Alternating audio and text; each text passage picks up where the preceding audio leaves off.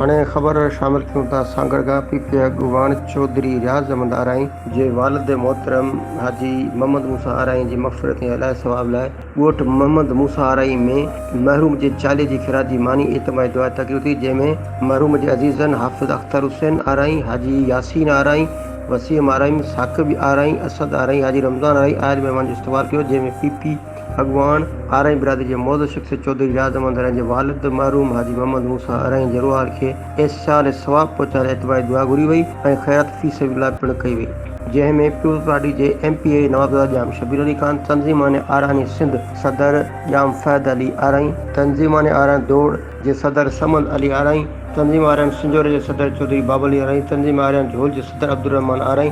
तंज़ीम आरानी झोल जे नायब सदर लियाकत अली आराई, जनरल सेक्रेटरी सुलेमान आराई, सरदार वासिफ अली आराई, पीपी अॻवान राणा अब्दुल सत्तार, पीपी अॻवान अमीर अली मंगरियो, पीपी अॻवान रईस जब्बार ख़ान मरी, गौलाना नबी आराई, फंक्शन अॻवान डॉक्टर हाशिम ख़ासकली, रशीद ख़ान मरी, पीपी अॻवान रईस ख़ान मोहम्मद मरी, पीपी अॻवान वडेरो ख़ान मोहम्मद ख़ासकली, पीपी अॻवान सरदार लाल बख्श बलोच, सरदार करम अली जलालानी समेत सॼी सिंध में आम खुलियल नमूने ख़ैरात फी सबिलिल्लाह दावत हुजण जे करे सिंध जा ख़ासि ऐं आम हज़ारे माण्हू सुधो समाजी सियासतनि इन खां अलावा इलाइक़े जे माण्हुनि बि वॾे अंग में शिरकत। अल्लाह साईं महरूम खे पंहिंजे करम ऐं कर्म जी फसल तर